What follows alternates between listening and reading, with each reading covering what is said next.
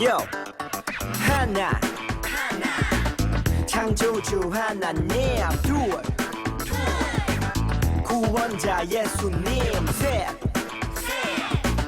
우리와 함께 계시는 진리의 성령님 He's show count stop yeah 10, 9, 8, 7 6, 5, 4, 3 2, 1 He's show worship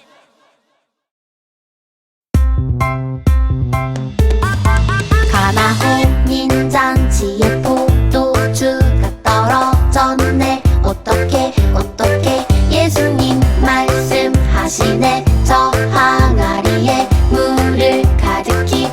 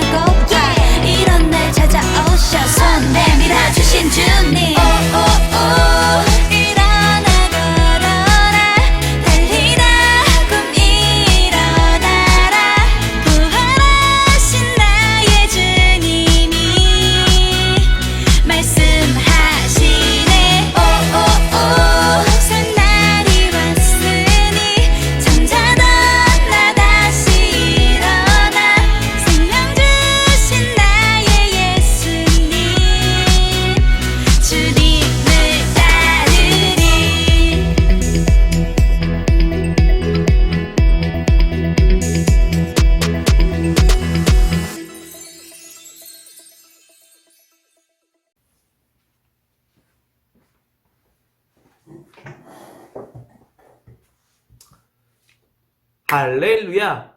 아멘, 아멘. 반갑습니다. 반갑습니다, 여러분. 우리 좌우로 우리 인사해 볼까요? 시작. 사랑하고 축복합니다. 사랑하고 축복합니다. 반갑습니다. 여러분 반갑습니다. 오늘도 온라인으로 각 가정에서 예배하는 우리 모든 어린이부 친구들을 예수님 이름으로 사랑하고 축복합니다. 자, 오늘 목사님이 준비한 말씀은 예수님이 죄인과 함께 하셨어요 라는 제목인데, 오늘 함께 읽을 본문 말씀은 누가복음 19장 1절에서 10절까지 여러분들이 한 번쯤 들어봤는 아주 유명하고 재미있는 이야기입니다. 바로 오늘 삭개오에 관한 이야기를 할 텐데, 우리 아래에 화면을 보고 말씀을 함께 교독하겠습니다. 목사님이 한 절 읽고 여러분들이 한 절 읽고. 무슨 말인지 알겠죠? 일단 목사님은 다 읽습니다. 자, 읽겠습니다. 예수께서 여리고로 들어가 지나가시더라. 삭개오라 이름하는 자가 있으니 세리장이요 또한 부자라. 그가 예수께서 어떠한 사람인가 하여 보고자 하되 키가 작고 사람이 많아 할 수 없어 앞으로 달려가서 보기 위하여 돌무화과 나무에 올라가니 이는 예수께서 그리로 지나가시게 됨이더라. 예수께서 그곳에 이르사 쳐다보시고 이르시되 삭개오야 속히 내려오라. 내가 오늘 내 집에 유하여야 하겠다 하시니 급히 내려와 즐거워하며 영접하거늘 무사람이 보고 수군거려 이르되 저가 죄인의 집에 유하로 들어갔다 하더라. 삭개오가 서서 주께 여짜오되 주여 보시옵소서. 내 소유의 절반을 가난한 자들에게 주겠사오며 만일 누구의 것을 속여 빼앗은 일이 있으면 네 갑절이나 갚겠나이다. 예수께서 이르시되 오늘 구원이 이 집에 이르렀으니 이 사람도 아브라함의 자손이미로다. 인자가 온 것은 잃어버리는 자를 찾아 구원하려 함이니라. 아멘. 할렐루야. 아멘, 아멘. 안 하는 친구들이 있는데 다시 해보겠습니다. 할렐루야. 그래도 안 한다. 그래도 안 하는 친구들 다시 합니다. 다시 한다. 목사님이 누구라고 이름을 지칭하진 않겠습니다. 다시 하겠습니다. 할렐루야. 옳지. 잘했어요. 그리고 항상 그렇게 하는 겁니다. 알겠죠? 김땡땡 알겠지? 김땡땡. 네. 자, 여러분 우리가 사는 동네에 자, 사진 한번 볼까요? 문재인 대통령입니다. 여러분 여러분이 살고 있는 동네에 이 문재인 대통령이나 또 아니면 여러분이 좋아하는 유튜버 중에서 팥뿌리가 나온다거나 온다거나 또 아니면 또 누가 있을까요? BTS. 이렇게 여러분 BTS와 같은 이런 유명한 연예인들이 찾아온다면 어떨 것 같습니까? 아마 여러분이 사는 동네에 이렇게 유명한 인물들이 온다면, 연예인이나 유튜버나 문재인 대통령이나 이런 유명한 분들이 온다면 여러분들 가만히 있겠습니까? 가만히 안 있겠죠. 찾아가겠죠. 뿐만 아니라 여러분만 찾아가겠습니까? 수많은 사람들이 이 유명 인사를 보기 위해서, 유명한 연예인을 보기 위해서 몰려가겠죠. 여러분 몇 년 전에요, 그 축구 잘하는 선수 중에서 손흥민이라고 있잖아요. 손흥민. 그 영국 프리미어 리그 토트넘에서 열심히 뛰고 있는 그 손흥민 선수가요, 몇 년 전에 강서체육공원에 와서 축구를 한 적이 있습니다. 그때 어떤 그 경기를 앞두고 부산에서 이제 아시아드 경기장에서 경기를 했고 이제 강서체육관에서 연습을 했던 그런 적이 있었는데, 목사님이 그때 손흥민 선수를 만나러 갔을까 안 갔을까? 못 갔습니다. 못 갔습니다. 정보가 늦어서. 이미 목사님이 정보를 들은 거는 저녁에 뉴스를 통해서 접했기 때문에 못 갔습니다. 목사님이 그날 못 간 게 얼마나 후회가 되는지 몰라요. 그때 손흥민 선수를 봤어야 되는데 그런 아쉬움이 많이 남죠. 자, 오늘 본문에 보면은 예수님이 여리고라는 지역에 방문하시게 됩니다. 근데 예수님이 여리고라는 지역에 들어가시게 되는데 여리고에 딱 들어가 보니까 2절에 보니까 누가 있습니까? 여리고라는 지역에 들어가니까 누가 있어요? 아, 그쵸. 삭개오가 있었습니다. 삭개오가 있었어요. 자, 삭개오는 예수님이 자기가 사는 동네에 오신다는 것을 듣고 예수님을 보기 위해서 찾아갑니다. 당시 여러분 삭개오의 직업이 무엇이었는지 압니까? 2절에 보면 나와 있는데 삭개오의 직업은 당시의 세리장입니다. 세리장이었고 돈이 아주 많은 부자였다고 말씀하고 있죠. 이 당시 세리는요 어떤 직업이냐면 근데 삭개오는 조금 더 급이 높은 세리장이었습니다. 그러니까 이제 세리들 중에서 세리인 거죠. 세리 중에 세리가 이 세리장인데 지금으로 말하면은 세금을 걷는 세무 공무원입니다. 지금 세무 공무원은 아주 좋은 직업인데 이 당시에 이 예수님이 계실 때 로마에서 세리를 했다고 하면은 굉장히 안 좋게 봤습니다. 왜냐면 이 당시에 세리라는 직업을 가진 자들이요 로마 제국 다음으로 부유했는데 돈이 많았는데 돈이 많은 건 죄가 아닙니다. 돈이 많았는데 그 돈을 어떻게 축적을 했느냐? 부정부패와 폭리로 부를 축적했습니다. 예를 들면 이렇게 설명해 볼게요. 자, 반석이에게 세금으로 10,000원을 받아야 돼요. 뭐 시우가 낼 수도 있고 부경이가 낼 수도 있는데 아무튼 누군가에게 세금으로 10,000원을 받아야 돼. 근데 10,000원을 받아야 되는데 세리가 찾아가서 그 사람에게 10,000원을 받는 것이 아니라 20,000원을 받는 거예요. 그래서 10,000원은 로마 제국의 세금으로 징수를 하고 10,000원은 어떻게 하느냐? 어떻게 하냐면 요렇게 어떻게 할까요? 요렇게 바로 자기 호주머니에 집어넣는 겁니다. 그러니까 10,000원만 받아야 될 세금을 20,000원 받아서 10,000원은 자기 호주머니에 넣고 10,000원은 세금으로 징수하고 뭐 그렇게 해도 몰라 백성들이. 왜냐면 어떤 물증이 없거든.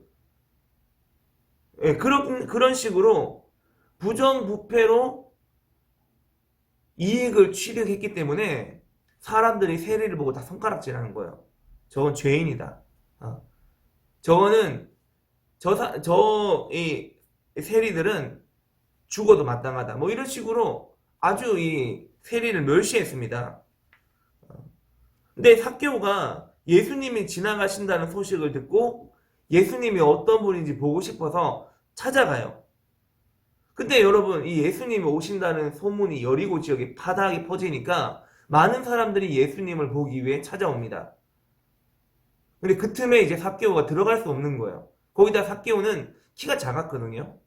키가 작아서 삭개오가 선택한 방법은 뭐냐면은 바로 돌무화과 나무에 올라가서 예수님을 보는 거였습니다. 어쩔 수 없는 거죠. 그래서 이 삭개오는 돌무화과 나무 위에 올라가서 예수님을 보려고 하는데 그 장소에서 바로 이 기적이 일어납니다. 뭐냐면 예수님이 그 돌무화과 나무 앞을 지나가시다가 나무 위에 있는 삭개오를 보고 이름을 불러요. 예수님은 삭개오를 전혀 만난 적이 없거든요. 전혀 만난 적이 없는데 돌무화과 나무에 삭개오가 있는 걸 보자마자 우리는 삭개오라는 이름을 아니까 다 알고 있지만 이 예수님은 처음 본단 말이에요. 근데 예수님은 모든 걸 아시는 전능하신 하나님의 아들이죠. 돌무화과 나무에 있는 저 사람의 이름이 삭개오라는 걸 예수님 아시고 뭐라고 하시냐면 이렇게 말합니다. 돌무화과 나무 아래에 가서 삭개오야 내려오너라. 내가 오늘 너희 집에 유하여야 하겠다. 너희 집에서 자야 되겠다. 라고 말씀하시는 거예요. 그 말을 듣고 삭개오가 깜짝 놀라서 나무에서 내려옵니다. 그리고 예수님을 자신의 집으로 모시게 돼요. 그 모습을 본 주변의 많은 사람들이 수근수근하게 되는 거예요. 왜냐면 당연히 이 삭개오는 죄인 중에 죄인인데 아주 못되고 파렴치한 놈인데 이 삭개오 집에 찾아가서 잠을 잔다고 하니까 사람들이 얼마나 욕을 하겠습니까? 백성들을 속여서 돈을 빼앗아 부자가 된 그 사람을 얼마나 욕하고 시기하겠습니까? 이 유대인들 볼 때는 삭개오가 죄인이기 때문에 이해가 안 되는 거예요. 하지만 예수님은 삭개오를 만났고 삭개오 집에 유하겠다고 하시고 또 예수님을 만난 삭개오는 마음속에서 놀라운 변화가 일어나게 됩니다. 바로 어떤 변화가 일어납니까? 8절에 보니까 삭개오가 이렇게 고백을 해요. 예수님을 만나고 난 뒤에 뭐라고 하냐면 삭개오가 서서 주께 여짜오되 주여 보시옵소서 내 소유의 절반을 가난한 자들에게 주겠사오며 만일 누구의 것을 속여 빼앗은 일이 있으면 내 갑절이나 갚겠나이다. 주님, 제 재산의 절반을 가난한 사람들에게 주겠습니다. 그리고 제가 남의 것을 속여 빼앗은 것이 있으면 4배로 갚겠습니다. 라고 고백하는 거예요. 삭개오는 자신이 저질렀던 죄를 솔직히 인정하고 고백하게 됩니다. 예수님은 그 모습을 보시고선 가만히 있을 수 없죠. 9절에 예수께서 이르시되 오늘 구원이 이 집에 이르렀으니 이 사람도 아브라함의 자손이미로다. 자, 여러분, 이 사람도 아브라함의 자손이다. 여러분, 아브라함이 바로 믿음의 조상이죠. 믿음의 조상 아브라함. 자, 아브라함의 자손이 되었단 말은 다시 말하면 이 사람도 이제 구원받은 하나님의 자녀가 되었다는 거예요. 이 집에 오늘 구원이 임했고 이 사람도 아브라함의 자손이 되었다는 거예요. 예수님은 사람들에게 삭개오와 같은 죄인도 구원받을 수 있다는 것을 보여주신 것입니다. 여러분, 진짜 예수님을 만난 사람은요, 자신의 죄를 고백하고 구원해 주신 것에 대해 감사로 하나님께 영광 올려드리는 사람이에요. 그리고 뿐만 아니라 예수님을 닮은 사람으로 살겠다고 약속하는 사람이에요. 이 삭개오가 얼마나 놀라운 고백을 합니까? 얼마나 놀라운 고백을 합니까? 하나님, 예수님, 이제 제가 가난한 사람에게 제 소유의 절반을 주겠습니다. 그리고 제가 혹이라도 누군가에게 속여서 빼앗은 것이 있으면 4배로 갚겠습니다. 아마 열심히 갚았을 거예요. 자신의 소유가 거기는 나만 하지 않았겠죠. 그렇게 자신의 것을 모두 다 드리고 하나님의 자녀가 되는 것이 더 귀했던 거예요. 금보다 더 귀한 믿음으로 삭개오가 변화된 것이죠. 여러분, 삭개오는 입술로만 자신의 죄를 고백하고 입술로만 하나님께 감사를 드린 것이 아니라 자신의 삶에서 진짜 변화된 삶을 살게 되었습니다. 여러분, 저와 여러분 모두도 예수님이 우리에게 베풀어 주신 사랑을 기억하고 감사하며 삭개오처럼 예수님을 닮아가는 그런 삶을 살아갈 수 있는 저와 여러분 모두가 될 수 있기를 축원합니다. 아멘. 네. 여러분, 우리는 그렇게 될 수 있습니다. 그렇게 될 수 있고, 이 삭개오 이야기는 그냥 이런 일이 있었더라라는 것이 아니라, 구원받은 하나님의 자녀의 삶은 이렇게 변화되는 것이구나 라는 것을 보여주는 거예요. 그래서 저와 여러분의 모두의 삶이 이렇게 변화될 수 있게 축원합니다. 기도하겠습니다. 믿음, 소망, 사랑.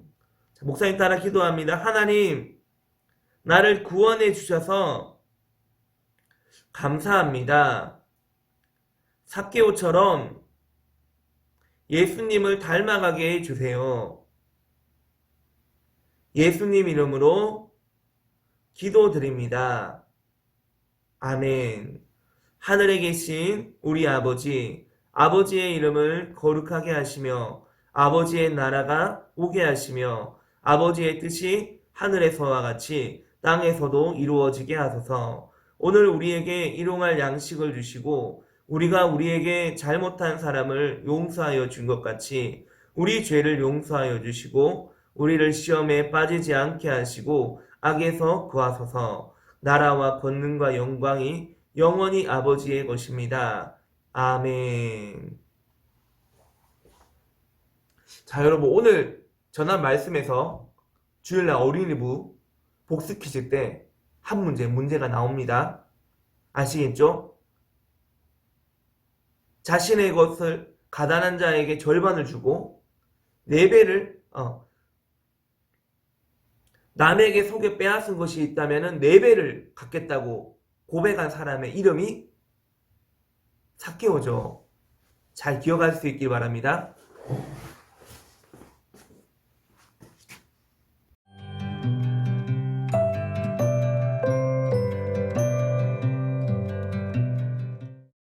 안녕하세요. 이한영 교수입니다. 먼저 저와 함께 민수기를 살펴보겠습니다. 민수기 24장은 발람의 3번째 신탁과 4번째 신탁으로 구성되어 있습니다. 발람의 3번째 신탁은 광야에서 자라고 태어난 그 신세대의 가나안 정착의 모습을 투시적으로 묘사하고 있습니다. 야곱이여 내 장막이, 이스라엘이여 내 거처가 어찌 그리 아름다운고, 그 벌어짐이 골짜기 같고 강가의 동상 같으며 여호와의 심으신 친향목들 같고 물가의 백향목들 같도다. 그 통에서는 물이 넘치겠고 그 종자는 많은 물가에 있으리로다. 그 왕이 아각보다 높으니 그 나라가 진흥하리로다. 그리고 다시 한번 그 어떠한 상황에서도 아브라함의 언약이 성취되어 가고 있음을 명시합니다. 너를 축복하는 자마다 복을 받을 것이요 너를 저주하는 자마다 저주를 받을지로다. 마지막 4번째 신탁에서 발람은 발락의 강력한 3번의 강요에도 불구하고 오히려 이스라엘을 3번이나 축복한 후 자신의 백성에게로 돌아가는 길목에서 다시 한번 이스라엘의 미래에 대한 총괄적인 비전을 예언합니다. 그는 자신이 미디안의 무당이죠. 우리가 선지자로 가지만 무당입니다. 그럼에도 불구하고요, 하나님의 말씀을 듣는 자, 지극히 높으신 자의 지식을 아는 자, 전능자의 이상을 보는 자, 엎드려서 눈을 뜬 자라는 주장을 통해서 이 예언의 신적 출처와 정당성을 확인시킵니다. 그리고 최종적으로 신세대의 가나안 정착 완수의 여표로서 이스라엘이 모압과 인근 국가들, 즉 에돔, 세일, 아말렉, 가인족 속 아수르, 에벨을 완전히 파괴할 것을 예고합니다. 내가 그를 보아도 이때의 일이 아니며 내가 그를 바라보아도 가까운 일이 아니로다. 한 별이 야곱에게서 나오며 한 홀이 이스라엘에게서 일어나서 모압을 이편에서 저편까지 쳐서 파하고 또 소동하는 자들을 다 멸하리로다. 여기서 한 별과 홀은 모두 고대 근동에서는 왕권을 암시하는 은유나 상징들입니다. 이는 미래 다윗이 에돔과 모압을 파멸시킨 상황을 바라보게 합니다. 또한 발람 신탁에서의 사자와 홀은 이 이미지는 야곱의 축복에서 언급된 유다를 떠나지 아니할 홀과 무관하지 않습니다. 이는 분명 다윗의 왕조를 지칭하는 것입니다. 그러나 이 구절은 궁극적으로는 다윗의 왕조를 넘어서 보다 더 종말론적인 예수 그리스도의 왕권을 바라보게 합니다. 이렇게 발락의 3번의 저주 요청에도 불구하고 오히려 3번을 축복한 발람의 신탁, 이러한 아이러니를 기반으로 민수기 전반에서부터 우리는 광야 옛 세대의 절망에도 불구하고 소망적인 신세대를 예고하는 하나님의 선하신 섭리를 보게 됩니다. 그럼에도 불구하고 민수기 25장에서 그동안의 거친 광야를 지나 환경이 가장 좋았던 시딤에 이르러서 이스라엘의 배교는 모압의 우상숭배와 미디안 여인들과 음행으로 계속됩니다. 환경이 좋다고 죄를 짓지 않는 것은 아닙니다.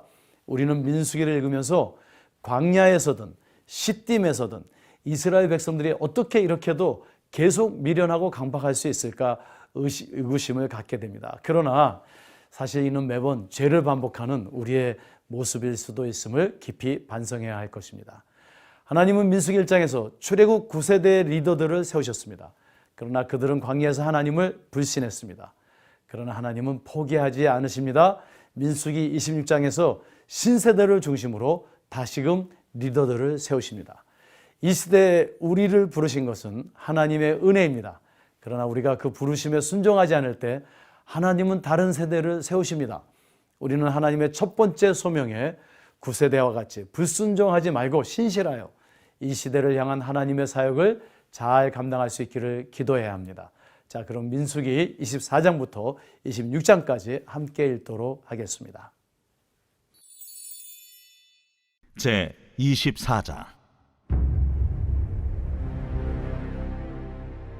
발람이 자기가 이스라엘을 축복하는 것을 여호와께서 선히 여기심을 보고 전과 같이 점수를 쓰지 아니하고 그의 낯을 광야로 향하여 눈을 들어 이스라엘이 그 지파대로 천막친 것을 보는데, 그때에 하나님의 영이 그 위에 임하신지라. 그가 예언을 전하여 말하되, 부올의 아들 발람이 말하며 눈을 감았던 자가 말하며 하나님의 말씀을 듣는 자, 전능자의 환상을 보는 자, 엎드려서 눈을 뜬 자가 말하기를, 야곱이여 내 장막들이, 이스라엘이여 내 거처들이 어찌 그리 아름다운고. 그 벌어짐이 골짜기 같고 강가의 동산 같으며 여호와께서 심으신 침향목들 같고 물가의 백향목들 같도다. 그 물통에서는 물이 넘치겠고 그 씨는 많은 물가에 있으리로다. 그의 왕이 아각보다 높으니 그의 나라가 흥왕하리로다. 하나님이 그를 애굽에서 인도하여 내셨으니 그 힘이 들소와 같도다. 그의 적국을 삼키고 그들의 뼈를 꺾으며 화살로 쏘아 꿰뚫으리로다. 꿇어앉고 누움이 수사자와 같고 암사자와도 같으니 일으킬 자 누구이랴. 너를 축복하는 자마다 복을 받을 것이요 너를 저주하는 자마다 저주를 받을지로다.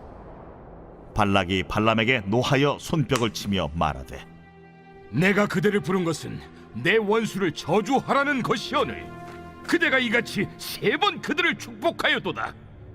그러므로 그대는 이제 그대의 곳으로 달아나라. 내가 그대를 높여 심히 존귀하게 하기로 뜻하였더니 여호와께서 그대를 막아 존귀하지 못하게 하셨도다. 발람이 발락에게 이르되, 당신이 내게 보낸 사신들에게 내가 말하여 이르지 아니하였나이까? 가령 발락이 그 집에 가득한 은금을 내게 줄지라도 나는 여호와의 말씀을 어기고 선악간에 내 마음대로 행하지 못하고 여호와께서 말씀하신 대로 말하리라 하지 아니하였나이까? 이제 나는 내 백성에게로 돌아가거니와 들으소서. 내가 이 백성이 후일에 당신의 백성에게 어떻게 할지를 당신에게 말하리이다. 하고 예언하여 이르기를, 부올의 아들 발람이 말하며 눈을 감았던 자가 말하며 하나님의 말씀을 듣는 자가 말하며 지극히 높으신 자의 지식을 아는 자, 전능자의 환상을 보는 자, 엎드려서 눈을 뜬 자가 말하기를, 내가 그를 보아도 이때의 일이 아니며 내가 그를 바라보아도 가까운 일이 아니로다. 한 별이 야곱에게서 나오며 한 규가 이스라엘에게서 일어나서 모압을 이쪽에서 저쪽까지 쳐서 무찌르고 또 셋의 자식들을 다 멸하리로다. 그의 원수 에돔은 그들의 유산이 되며 그의 원수 세일도 그들의 유산이 되고 그와 동시에 이스라엘은 용감히 행동하리로다. 주권자가 야곱에게서 나서 남은 자들을 그 성읍에서 멸절하리로다. 또 아말렉을 바라보며 예언하여 이르기를, 아말렉은 민족들의 으뜸이나 그의 종말은 멸망에 이르리로다. 또 겐 족속을 바라보며 예언하여 이르기를, 내 거처가 견고하고 내 보금자리는 바위에 있도다. 그러나 가인이 쇠약하리니 나중에는 아수르의 포로가 되리로다. 또 예언하여 이르기를, 슬프다. 하나님이 이 일을 행하시리니 그때의 살자가 누구이랴? 기띔 해변에서 배들이 와서 아수르를 학대하며 에벨을 괴롭힐 것이나 그도 멸망하리로다. 하고 발람이 일어나 자기 곳으로 돌아가고 발락도 자기 길로 갔더라. 제 25장. 이스라엘이 시딤에 머물러 있더니 그 백성이 모압 여자들과 음행하기를 시작하니라. 그 여자들이 자기 신들에게 제사할 때에 이스라엘 백성을 청함에 백성이 먹고 그들의 신들에게 절하므로 이스라엘이 바알보올에게 가담한지라 여호와께서 이스라엘에게 진노하시니라. 여호와께서 모세에게 이르시되 백성의 수령들을 잡아 태양을 향하여 여호와 앞에 목매어 달라. 그리하면 여호와의 진노가 이스라엘에게서 떠나리라. 모세가 이스라엘 재판관들에게 이르되 너희는 각각 바알보올에게 가담한 사람들을 죽이라. 이스라엘 자손의 온 회중이 회막문에서 울 때에 이스라엘 자손 한 사람이 모세와 온 회중의 눈앞에 미디안의 한 여인을 데리고 그의 형제에게로 온지라. 제사장 아론의 손자 엘르아살의 아들 비느하스가 보고 회중 가운데에서 일어나 손에 창을 들고 그 이스라엘 남자를 따라 그의 막사에 들어가 이스라엘 남자와 그 여인의 배를 꿰뚫어서 두 사람을 죽이니 연병이 이스라엘 자손에게서 그쳤더라. 그 연병으로 죽은 자가 24,000명이었더라. 여호와께서 모세에게 말씀하여 이르시되 제사장 아론의 손자 엘르아살의 아들 비느하스가 내 질투심으로 질투하여 이스라엘 자손 중에서 내 노를 돌이켜서 내 질투심으로 그들을 소멸하지 않게 하였도다. 그러므로 말하라. 내가 그에게 내 평화의 언약을 주리니 그와 그의 후손에게 영원한 제사장 직분의 언약이라. 그가 그의 하나님을 위하여 질투하여 이스라엘 자손을 속죄하였음이니라. 죽임을 당한 이스라엘 남자 곧 미디안 여인과 함께 죽임을 당한 자의 이름은 시므리니 살루의 아들이요 시므온인의 조상의 가문 중 한 지도자이며 죽임을 당한 미디안 여인의 이름은 고스비이니 수르의 딸이라. 수르는 미디안 백성의 한 조상의 가문의 수령이었더라. 여호와께서 모세에게 말씀하여 이르시되 미디안인들을 대적하여 그들을 치라. 이는 그들이 손수로 너희를 대적하되 부올의 일과 미디안 지휘관의 딸 곧 부올의 일로 연병이 일어난 날에 죽임을 당한 그들의 자매 고스비의 사건으로 너희를 유혹하였음이니라.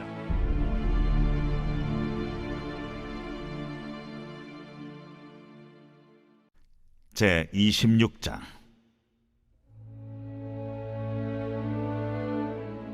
연병 후에 여호와께서 모세와 제사장 아론의 아들 엘르아살에게 말씀하여 이르시되 이스라엘 자손의 온 회중의 총수를 그들의 조상의 가문을 따라 조사하되 이스라엘 중에 20세 이상으로 능히 전쟁에 나갈 만한 모든 자를 계수하라. 모세와 제사장 엘르아살이 여리고 맞은편 요단가 모압 평지에서 그들에게 전하여 이르되 여호와께서 애굽 땅에서 나온 모세와 이스라엘 자손에게 명령하신 대로 너희는 20세 이상 된 자를 계수하라. 이스라엘의 장자는 루벤이라. 루벤 차손은 한옥에게서 난 한옥 종족과 발루에게서 난 발루 종족과 헤스론에게서 난 헤스론 종족과 갈미에게서 난 갈미 종족이니 이는 루벤 종족들이라. 계수된 자가 43,730명이었더라. 발루의 아들은 엘리압이요 엘리압의 아들은 느무엘과 다단과 아비람이라. 이 다단과 아비람은 회중 가운데서 부름을 받은 자들이니 고라의 무리에 들어가서 모세와 아론을 거슬러 여호와께 반역할 때에 땅이 그 입을 벌려서 그 무리와 고라를 삼키매 그들이 죽었고 당시에 불이 250명을 삼켜 징표가 되게 하였으나 고라의 아들들은 죽지 아니하였더라. 시므온 자손의 종족들은 이러하니 느무엘에게서 난 느무엘 종족과 야민에게서 난 야민 종족과 야긴에게서 난 야긴 종족과 세라에게서 난 세라 종족과 사울에게서 난 사울 종족이라. 이는 시므온의 종족들이니 계수된 자가 22,200명이었더라. 가짜손의 종족들은 이러하니 스본에게서 난 스본 종족과 학기에게서 난 학기 종족과 순이에게서 난 순이 종족과 오스니에게서 난 오스니 종족과 에리에게서 난 에리 종족과 아롯에게서 난 아롯 종족과 아렐리에게서 난 아렐리 종족이라. 이는 가짜손의 종족들이니 계수된 자가 45,000명이었더라. 유다의 아들들은 에르와 오난이라. 이 에르와 오난은 가나안 땅에서 죽었고 유다 자손의 종족들은 이러하니 셀라에게서 난 셀라 종족과 베레스에게서 난 베레스 종족과 세라에게서 난 세라 종족이며 또 베레스 자손은 이러하니 헤스론에게서 난 헤스론 종족과 하물에게서 난 하물 종족이라. 이는 유다 종족들이니 계수된 자가 76,500명이었더라. 이사갈 자손의 종족들은 이러하니 돌라에게서 난 돌라 종족과 부하에게서 난 부니 종족과 야숲에게서 난 야숲 종족과 시므론에게서 난 시므론 종족이라. 이는 이사갈 종족들이니 계수된 자가 64,300명이었더라. 스불론 자손의 종족들은 이러하니 세렛에게서 난 세렛 종족과 엘론에게서 난 엘론 종족과 얄레엘에게서 난 얄레엘 종족이라. 이는 스불론 종족들이니 계수된 자가 65,500명이었더라. 요셉의 아들들의 종족들은 므낫세와 에브라임이요 므낫세의 자손 중 마겔에게서 난 자손은 마겔 종족이라. 마겔이 길르앗을 낳았고 길르앗에게서 난 자손은 길르앗 종족이라. 길르앗 자손은 이러하니 이에셀에게서 난 이에셀 종족과 헬렉에게서 난 헬렉 종족과 아스리엘에게서 난 아스리엘 종족과 세겜에게서 난 세겜 종족과 스미다에게서 난 스미다 종족과 헤벨에게서 난 헤벨 종족이며 헤벨의 아들 슬로브핫은 아들이 없고 딸뿐이라. 그 딸의 이름은 말라와 노아와 호글라와 밀가와 디르사니. 이는 므낫세의 종족들이라. 계수된 자가 52,700명이었더라. 에브라임 자손의 종족들은 이러하니 수델라에게서 난 수델라 종족과 베겔에게서 난 베겔 종족과 다한에게서 난 다한 종족이며 수델라 자손은 이러하니 에란에게서 난 에란 종족이라. 이는 에브라임 자손의 종족들이니 계수된 자가 32,500명이라. 이상은 그 종족을 따른 요셉 자손이었더라. 베냐민 자손의 종족들은 이러하니 벨라에게서 난 벨라 종족과 아스벨에게서 난 아스벨 종족과 아히람에게서 난 아히람 종족과 스부밤에게서 난 스부밤 종족과 후밤에게서 난 후밤 종족이며 벨라의 아들들은 아릇과 나아만이라. 아릇에게서 아릇 종족과 나아만에게서 나아만 종족이 났으니 이는 그들의 종족을 따른 베냐민 자손이라. 계수된 자가 45,600명이었더라. 단 자손의 종족들은 이러하니라. 수함에게서 수함 종족이 났으니 이는 그들의 종족을 따른 단 종족들이라. 수함 모든 종족에 계수된 자가 64,400명이었더라. 아셀 자손의 종족들은 이러하니 임나에게서 난 임나 종족과 이스위에게서 난 이스위 종족과 브리아에게서 난 브리아 종족이며 브리아의 자손 중 헤벨에게서 난 헤벨 종족과 말기엘에게서 난 말기엘 종족이며 아셀의 딸의 이름은 세라라. 이는 아셀 자손의 종족들이니 계수된 자가 53,400명이었더라. 납달리 자손은 그들의 종족대로 이러하니 야셀에게서 난 야셀 종족과 구니에게서 난 구니 종족과 예셀에게서 난 예셀 종족과 실렘에게서 난 실렘 종족이라. 이는 그들의 종족을 따른 납달리 종족들이니 계수된 자가 45,400명이었더라. 이스라엘 자손의 계수된 자가 601,730명이었더라.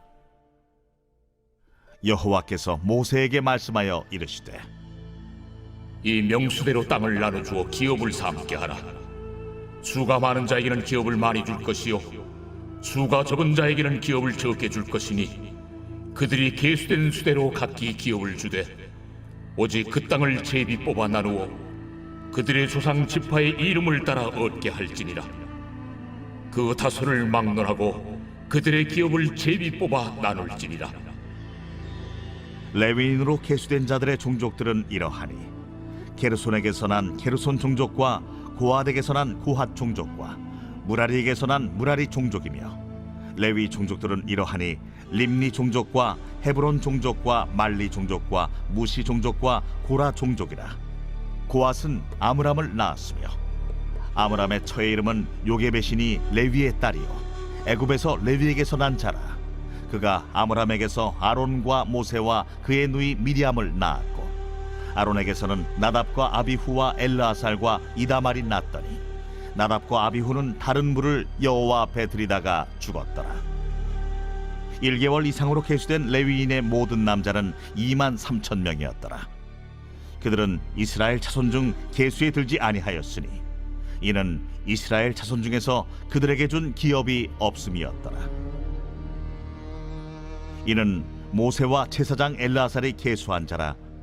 그들이 여리고 맞은편 요단과 모압 평지에서 이스라엘 자손을 계수한 중에는 모세와 제사장 아론이 시내 광야에서 계수한 이스라엘 자손은 한 사람도 들지 못하였으니 이는 여호와께서 그들에게 대하여 말씀하시기를 그들이 반드시 광야에서 죽으리라.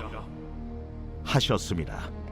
이러므로 여분네의 아들 갈렙과 눈의 아들 여호수아 외에는 한 사람도 남지 아니하였더라.